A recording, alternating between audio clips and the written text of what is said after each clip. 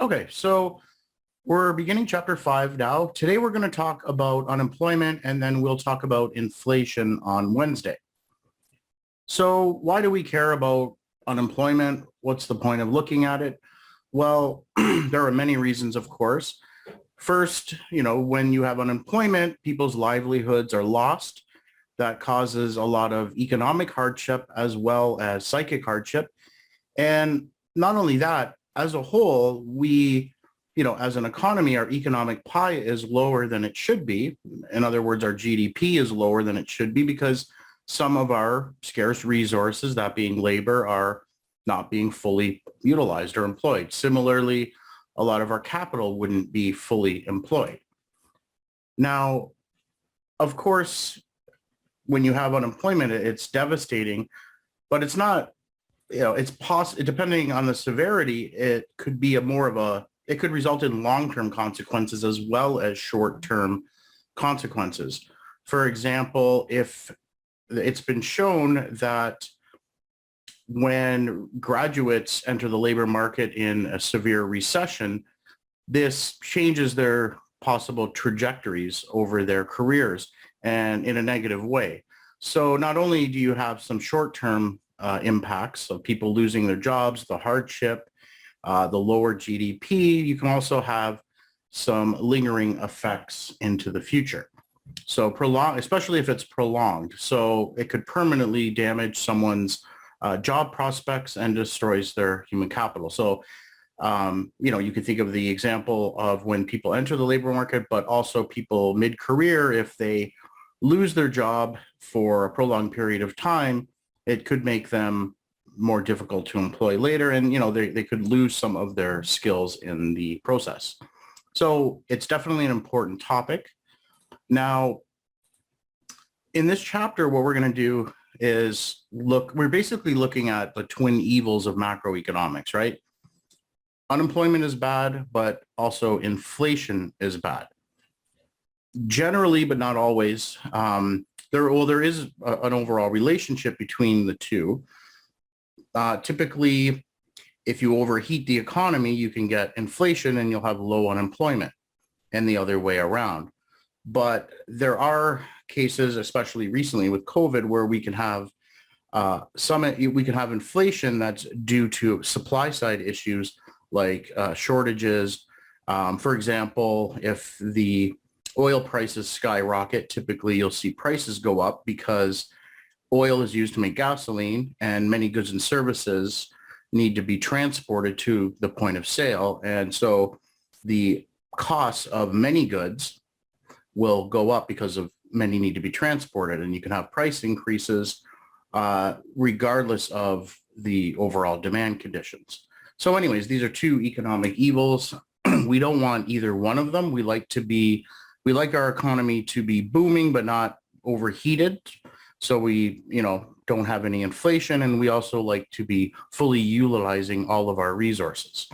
So today, we're going to look at, one of the key things is we're going to look at how unemployment and other economic indicators related to employment are measured. And we'll discuss a bit about, the issues associated with unemployment. And then in our next class, we'll talk more in detail about inflation. So in order to calculate the unemployment rate, we need to measure the labor force. Now, how is that done in Canada? Well, it's done through the labor force survey that's conducted by Statistics Canada. And they run this every month, and they sample about 54,000 households. And they take that and divide it into two groups. Essentially two groups. So we have the working age population. Sometimes that's referred to as the eligible population. Basically, this group is people who are legally able to work, okay? So children under 15 are not legally able to work, at least in most provinces that I'm aware of. And so that's why it's generally called the working age population. It does also include, it excludes some small groups of people like those in the military or those who are institutionalized who aren't, legally able to work. Okay, so we basically have people who are legally able to work and not legally able to work. And then we're still not at the labor force yet. But with those, what we're gonna do to get the labor force is take a subset of that working age population. So if you look at this diagram here, we can see that this is the working age population. And we're basically, what we're doing is breaking the working age population into two different groups. Those that are not in the labor force, and these people are what you would call not willing or able to work. So who are some people not willing to work? Well, those who are retired, people who won the lottery, not a very large group, maybe discouraged workers who just give up and they decide not to work anymore and I guess live in their parents' basement. And then there's people who are not able to work, such as those who are disabled.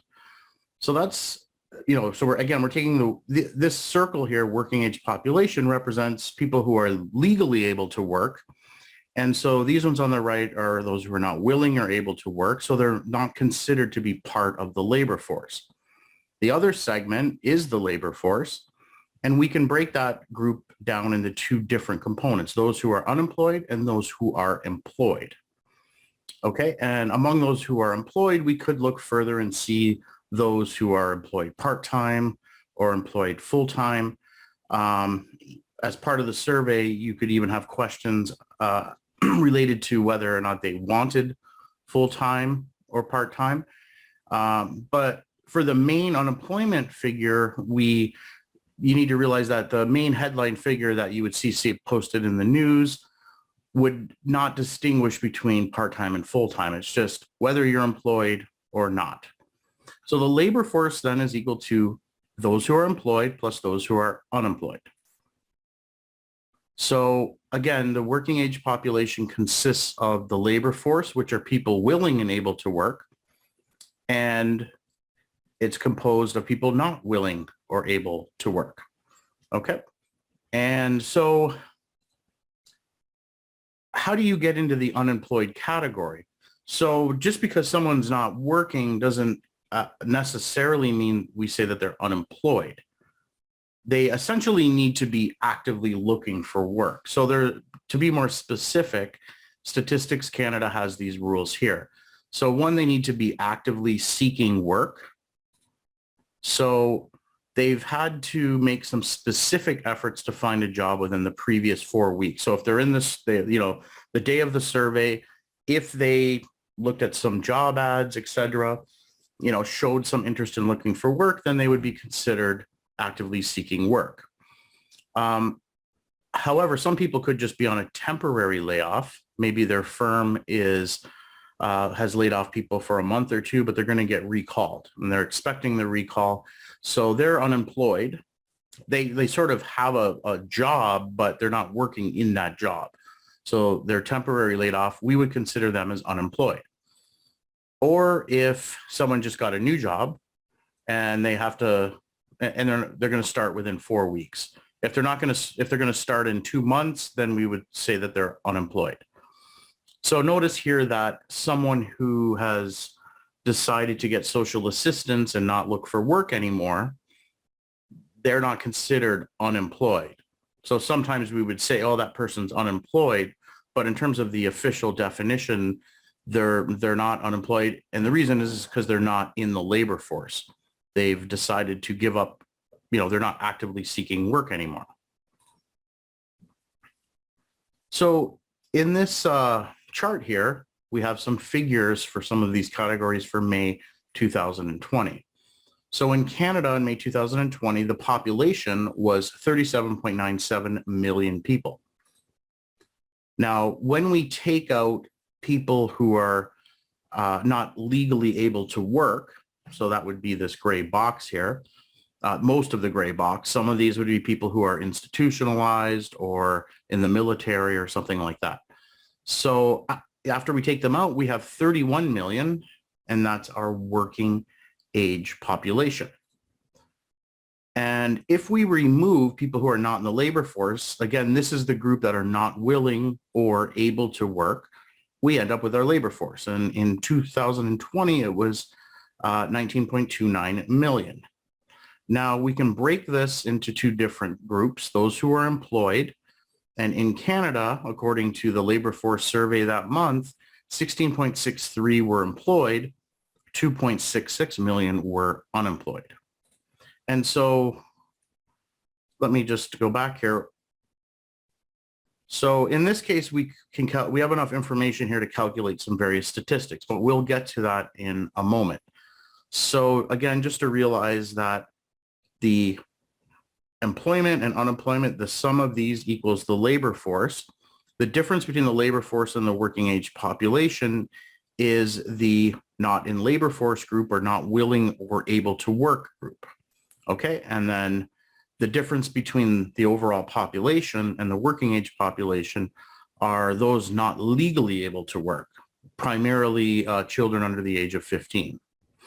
Now, I put together a illustration here that's visual that will hopefully reinforce these concepts. And we'll also look after this how to calculate the statistics. So this is how it's done. So we start with our total population. So in Canada, that was 37.97 million people in May 2020.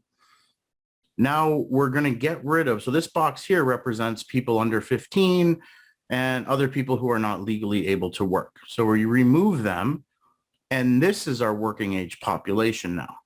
Okay, again, that was 31 million in Canada in this month.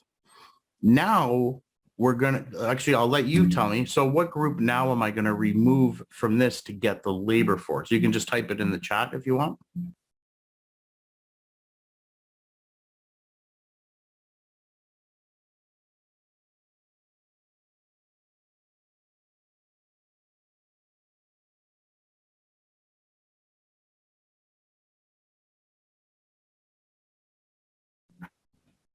Yep, that's correct. So we're going to remove people who are not willing or able to work. So like people who are retired, independently wealthy, full-time students, discouraged workers, etc. So that amounted to about 11 million or almost 12 million people. And what we're left with is the labor force. And so the labor force was 19.29 million. And we can break this down into those who are employed and those who are unemployed. Okay, so that's the overall categorizations. Now we'll go a little step further in a few minutes, but up till now, that's actually the main categories we need to worry about to calculate the unemployment rate and participation rate. So if we look back at this figure here, we can, at this point we were at the unemployed and employed. So now we're going to go a step further. We can break the employed down into part-time and full-time. Full-time employment was 16.63 million and part-time was 2.58 million. Voluntary part-time, which is people who would rather or who really want to work part-time, was 1.93 million. And then involuntary part-time, so these are people who want to work full-time, but the only thing they can get is part-time. That was 0.65 million. So that's, with that, we have the data for all of the 4 indicators that we're going to look at in this chapter. Okay, so, and these are calculated by Statistics Canada. The first one is the unemployment rate. Second one is the labor force participation rate. The third one is the involuntary part-time rate. And the fourth one is the employment rate. So let's go into each of these. So the unemployment rate. The unemployment rate is very simple. It's just the percentage of the labor force that are unemployed. And so remember that box there that we have. So you have the box that shows the labor force, and there's 2 segments. We have unemployment and employment.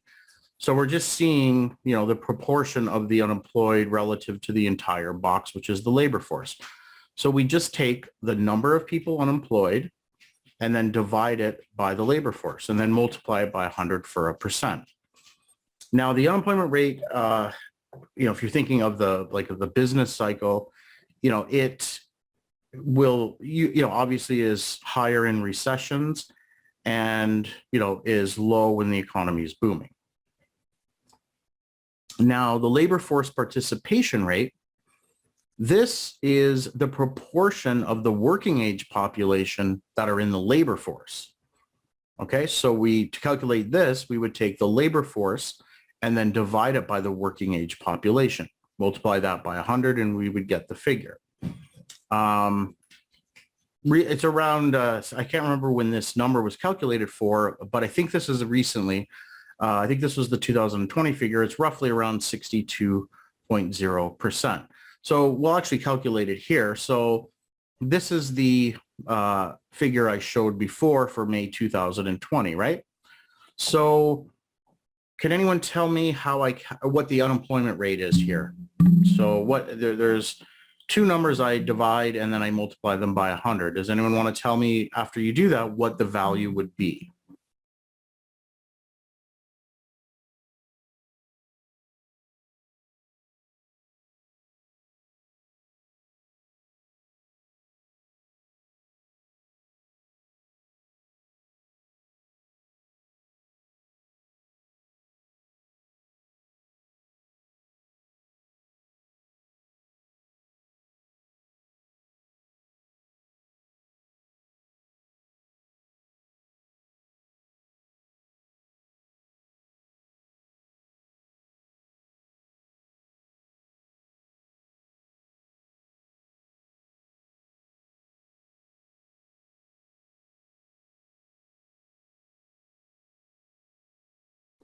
Okay, so looks like most of you got it correct. So the unemployment rate is calculated as the number of people unemployed divided by the labor force times 100. And so here we have 2.66 divided by 19.29. Multiply that by 100 and we get 13.8%. Now, this is an extremely large number. We haven't seen numbers like this in many, many years. The reason for this obviously is this was May 2020. So this was at obviously the COVID pandemic. Now, can anyone tell me what the participation rate is?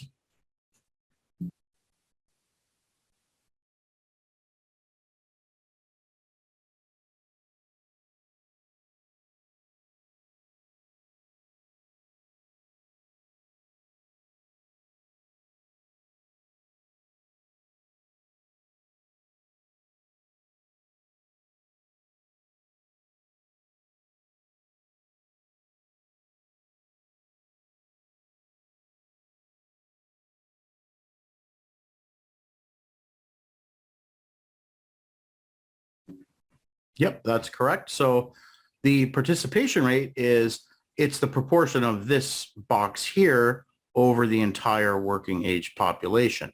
And so we take the labor force divided by the working age population, multiplied by 100, we get 62%.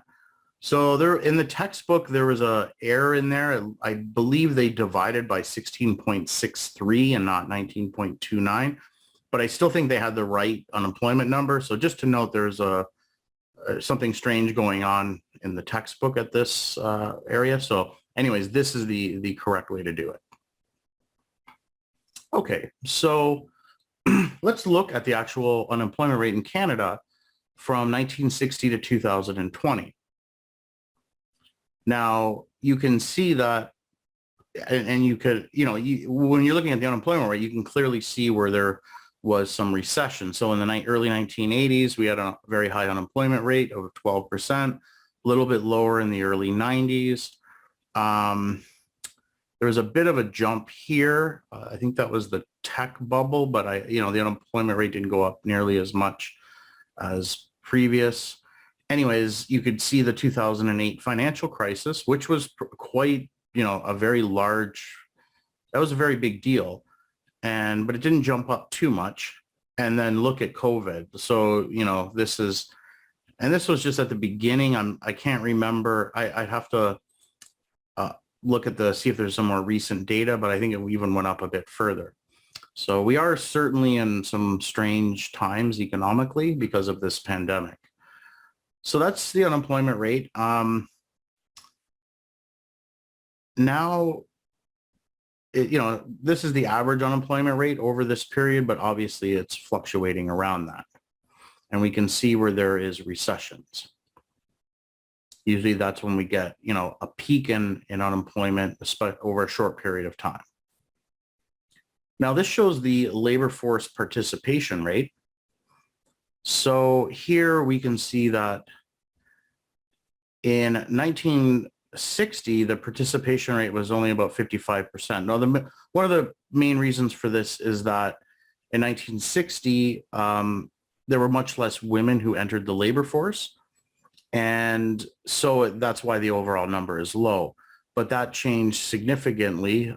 Male and female participation rates have converged to some extent. There's still a slight difference between the two groups. And a lot of that is because of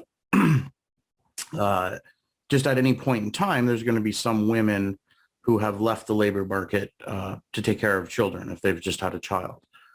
But for the most part, and especially if you look at the more younger generations, the participation rate is, quite similar between males and females.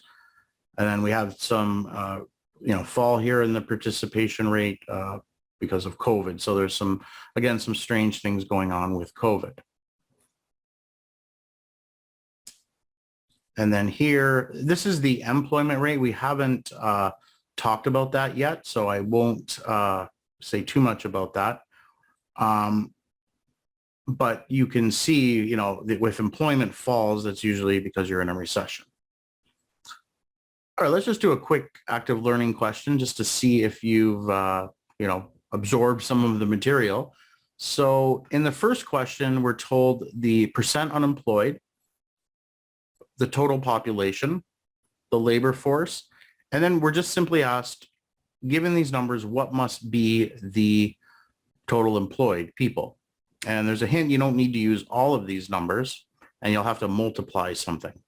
So I'll let you do that. I'll give you a minute or so, and and just type your answer in the chat, okay?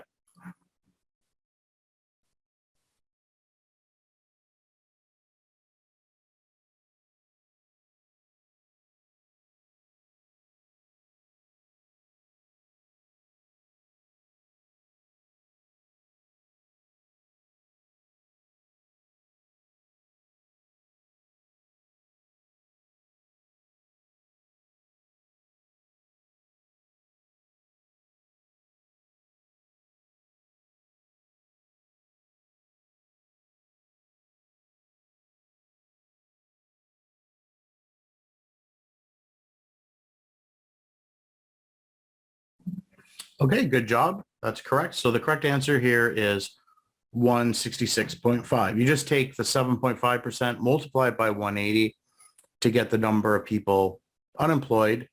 You know what the labor force is, and so the difference between those two numbers is going to be the number of people employed. What about the second question? So here you're told the labor force is 190 million, and those not willing or able to work is 40 million. Okay, so what must be the participation rate?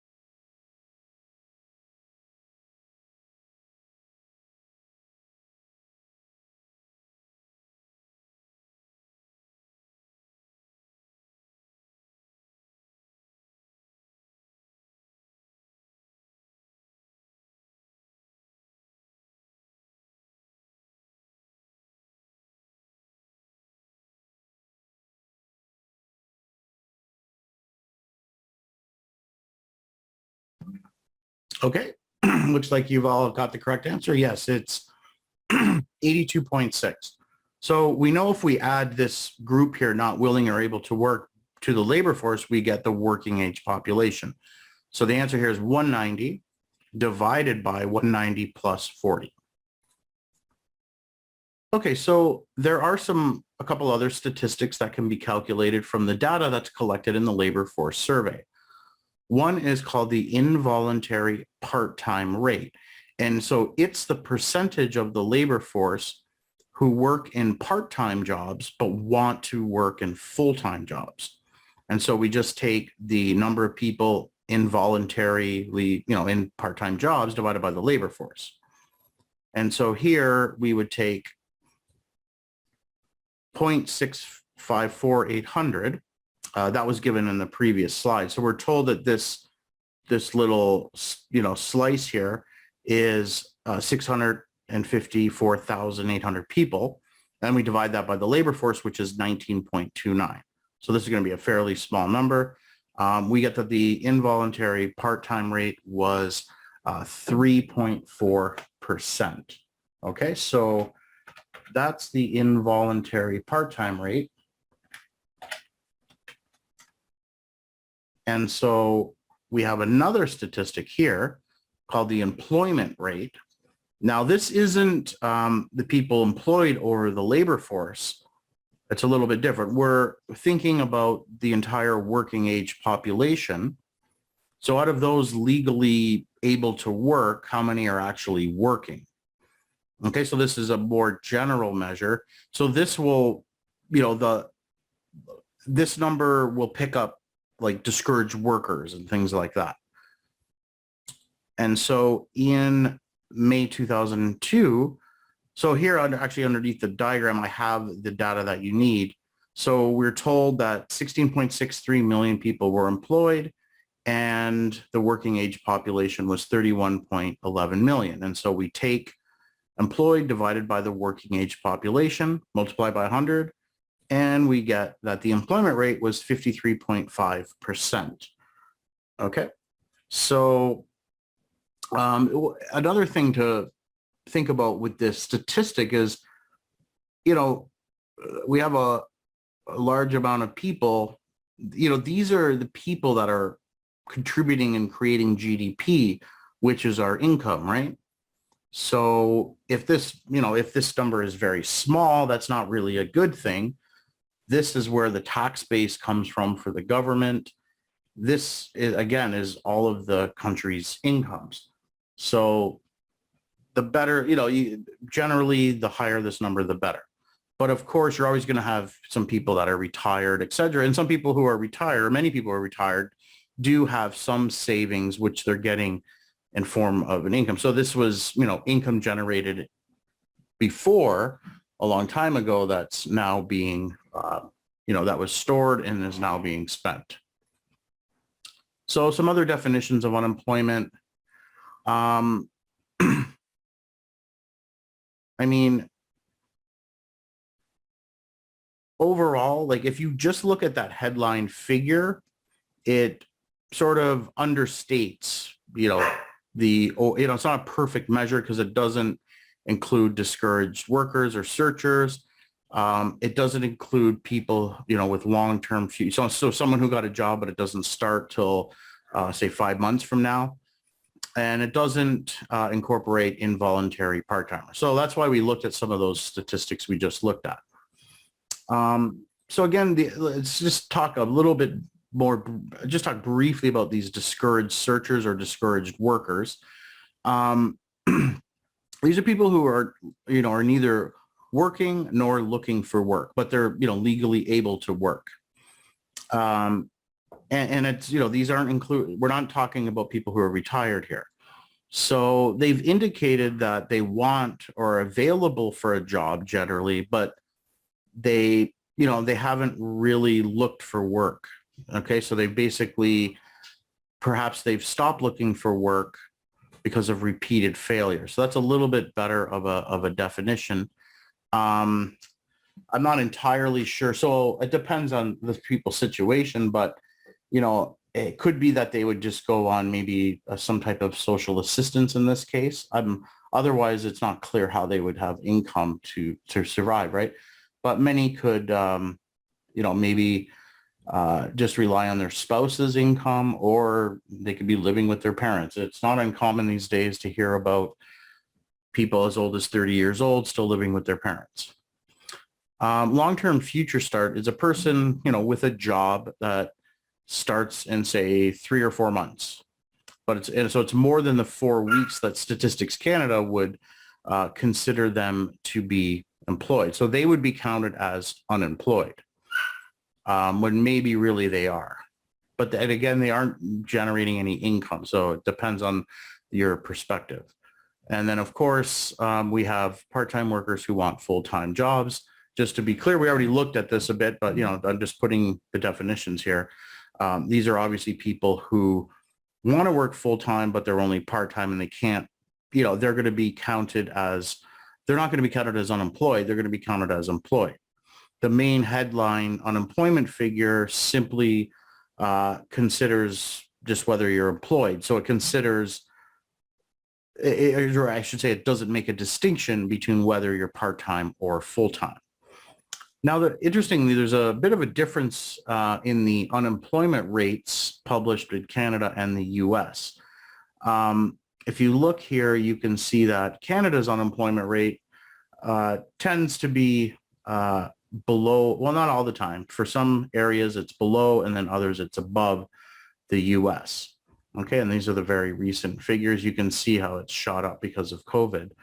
So what are the key differences between the two measures is how they define whether someone's unemployed or not.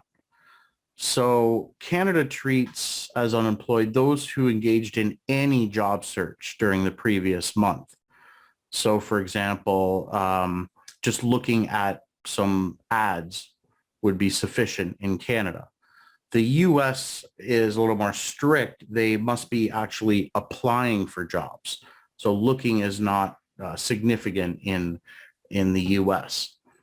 And so we would then think, because of this, so since it's a little more difficult to get into the unemployed category in the U.S., then usually the rate in the U.S. would be slightly lower.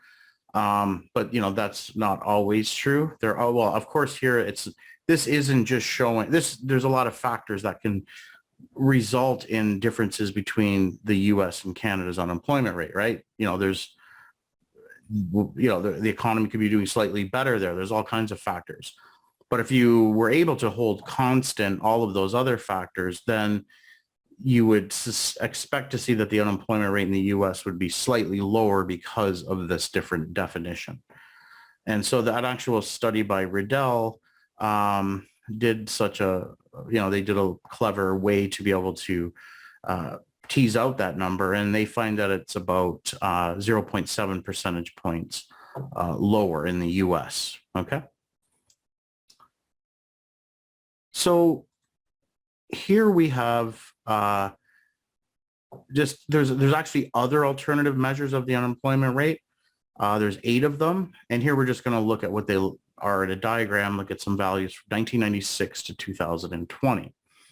So first, we have some more narrower measures of the unemployment rate. So here, instead of having 4 weeks for considering employed when you start your new job, if we change that to 15 or more weeks, this is what the unemployment rate would look like. Oh, sorry, this is actually here we're just looking at, my mistake, we're looking here at just people who have been unemployed 15 or more weeks. Okay, so the numerator for the unemployment rate would just include those who have been unemployed 15 or more weeks. So this gives us a measure of the how many people are long-term unemployed. Okay, so again, if this was increasing a lot, that would suggest that there's something really wrong with the economy. There's something going on, and a lot of people just aren't able to find jobs again. In any case, we see that it's, relatively low. We can see that it's, jumps up after big recession. So this was the financial crisis. And then this is likely coming down from the early 1990s recession. We can also look at short-term employed. So that would be up to the 15 weeks. That's obviously going to be higher. And this is the unemployment rate comparable to the US rate. So if we took the Canadian data and then just applied the US definition, we would get this unemployment rate here, R3. And then R4 is the actual official unemployment rate that's published by Statistics Canada. And so as you would suspect, it's slightly lower than in the US than in Canada. Now there are some other measures here, a little more broad.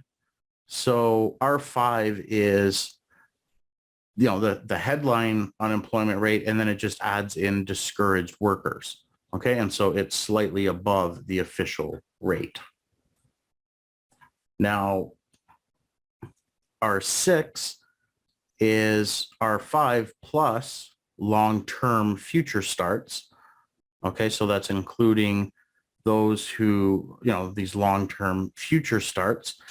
And so if that's the case, the unemployment grows up slightly. And then if we include involuntary part-timers, so instead of saying that they're employed, we say that they're unemployed, then we get that to be higher. And then, total underemployment would be R8. And so here we're, adding in just some other measures of whether people are employed or not, or they're underemployed. Maybe they're not working in the job that suits their skills.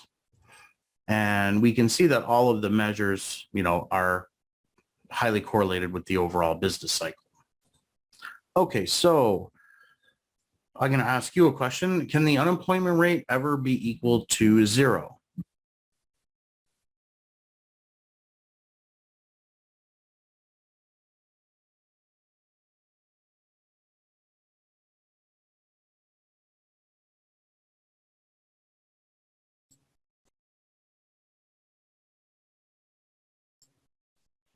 I think no, because even don't have the people lost their job, but there are still some people prefer to change the job.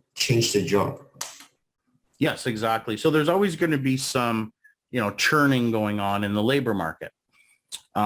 So there's always going to be someone in between jobs. So, someone searching for one, maybe they quit their job and they're looking for a new one. So there's always going to be some people quitting the job, or, maybe they're fired, they're looking for a new job. So there's always going to be some turnover. So again, the, economy is a very complex mechanism. There's always changes going on. And so there's going to be, friction, structural change cycles.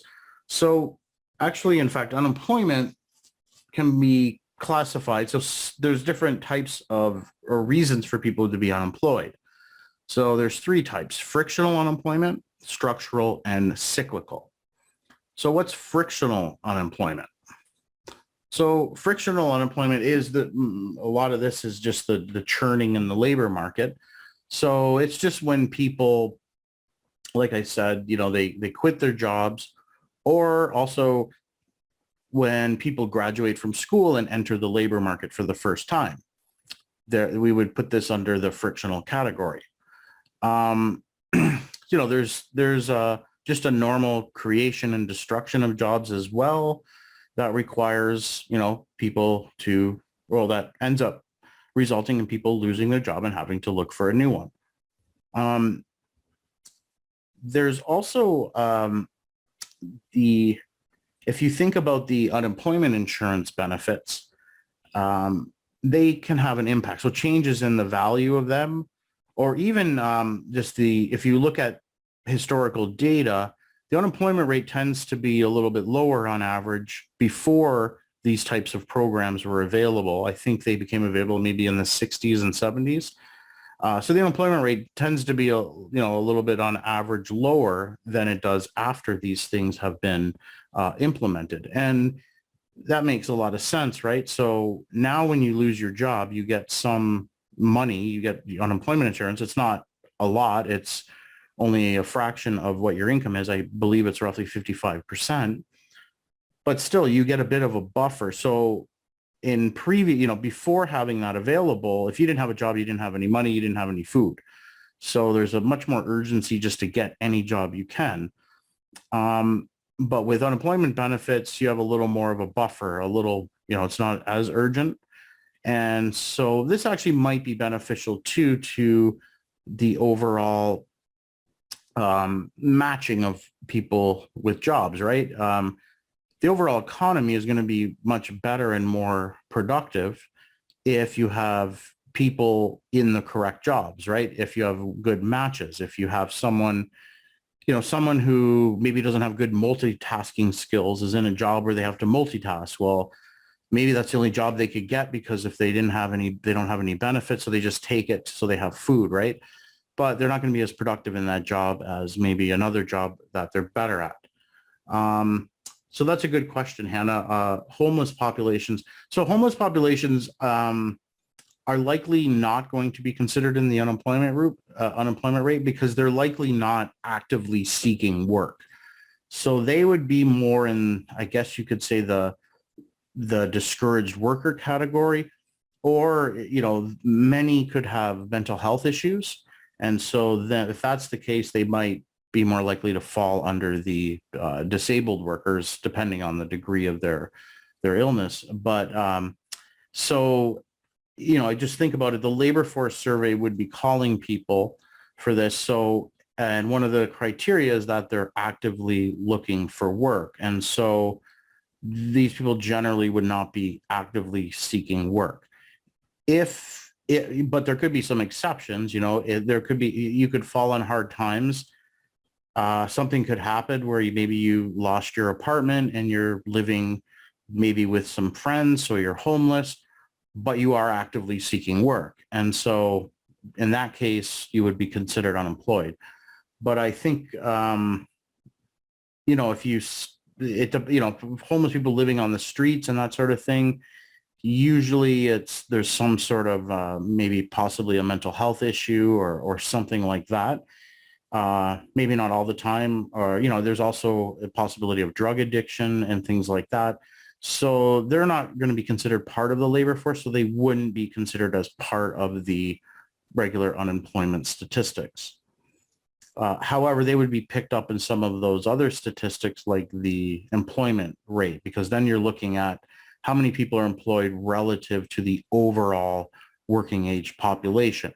And so the more of those people, the larger amount of those people result in the employment rate being lower, because there'd be less people in the numerator, more people in the denominator. Does that answer your question, Hannah?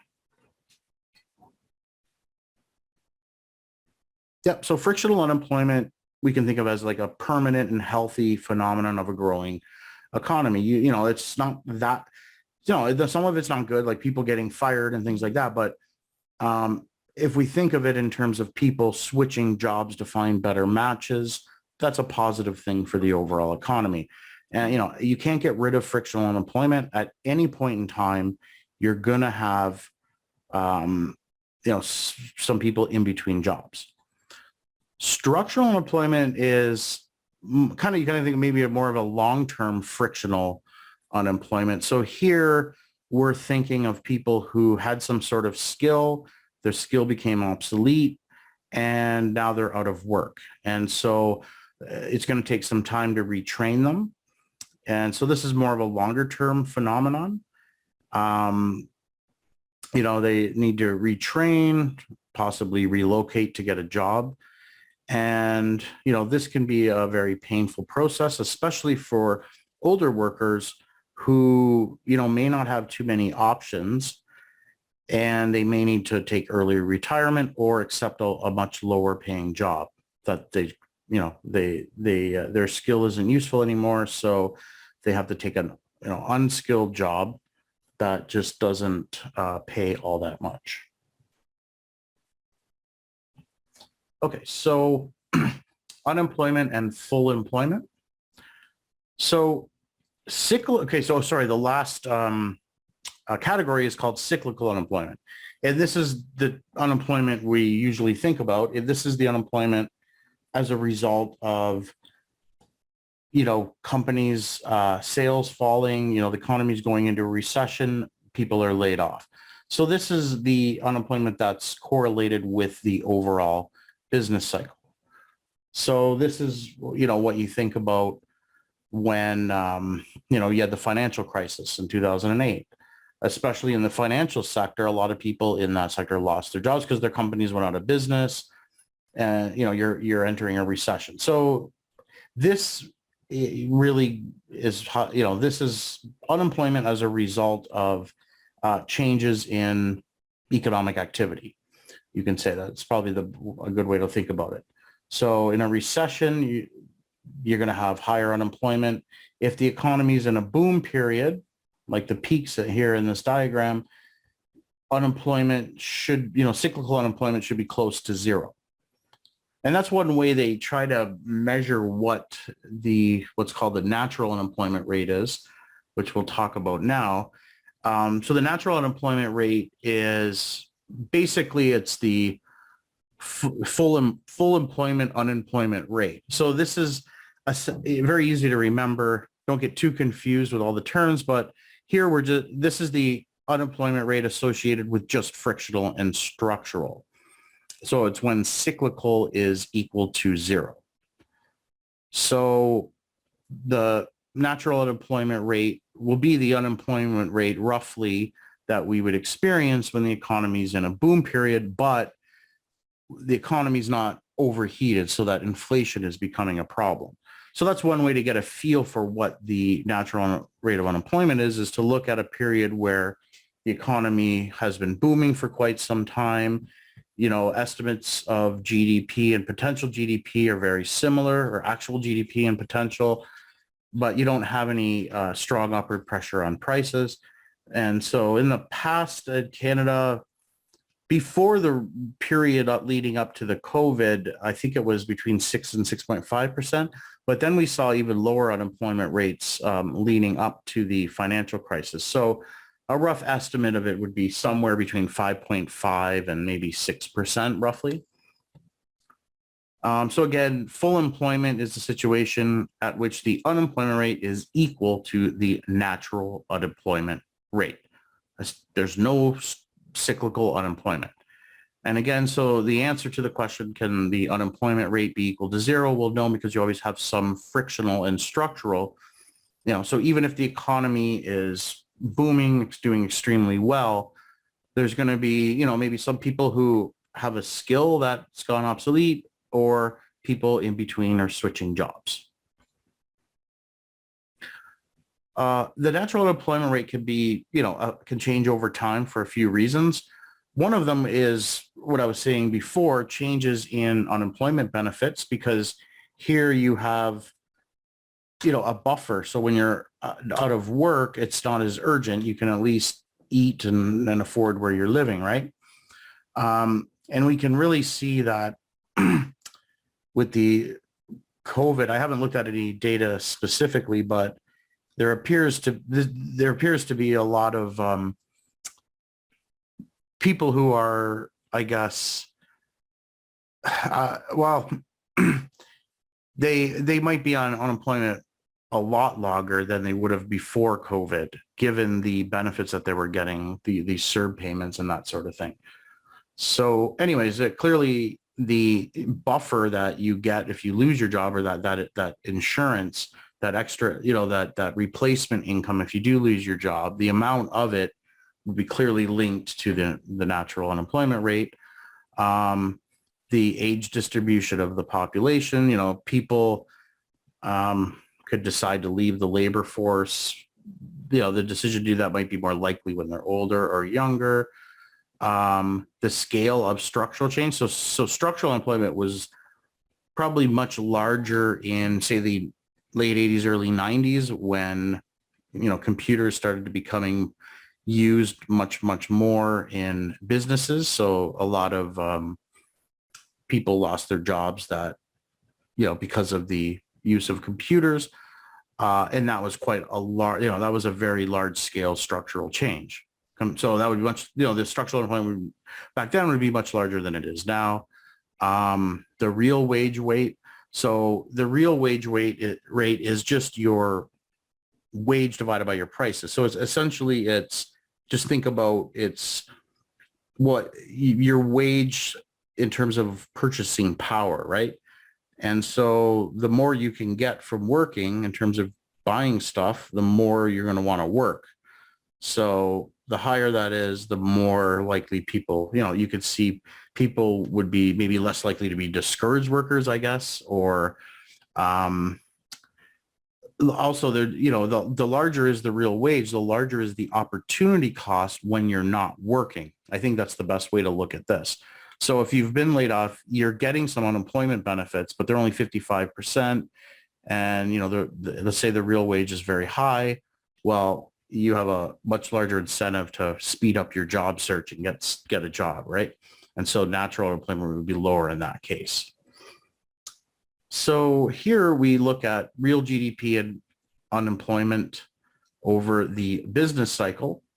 Now, potential GDP, we talked about this before, but it's, again, the quantity of real GDP when everyone's working or fully utilizing our resources. So it's at full employment. So potential GDP corresponds to the capacity of the economy to produce output on a sustained basis. So we can exceed potential output by having people working 18 hours a day. We can do some unsustainable things, but potential GDP is something we could do in a sustainable way without overworking our capital or labor. So the output gap is the difference between the actual GDP minus potential GDP. So obviously in a recession, this is going to be less than this, and so the output gap will be negative. So over the business cycle, the output gap obviously fluctuates, and the unemployment rate fluctuates around the natural unemployment rate. So if we look at this first diagram up here, this shows the output gap. Okay, so we can clearly see recessions. This is where they would be down here, very low. And otherwise, it's, fluctuating around zero for the most part. And then if we look at, for the same time periods, what the unemployment rate was, we can see when we have a large output gap, we have a high unemployment rate. And so the unemployment rate fluctuates around the natural unemployment rate. So again, the natural unemployment rate is simply just frictional and structural. So that can change too, but it's probably more of it's not going to change. It's not going to fluctuate too much. It's going to be relatively somewhat stable, but you might get some jumps down. And then, of course, the unemployment rate here, like this unemployment rate includes cyclical. So the difference between the natural rate and the unemployment rate here, the difference between this line and the other line is the cyclical unemployment. And so it fluctuates around. Also, actual real GDP, if you look at a graph of that, it will fluctuate around potential output.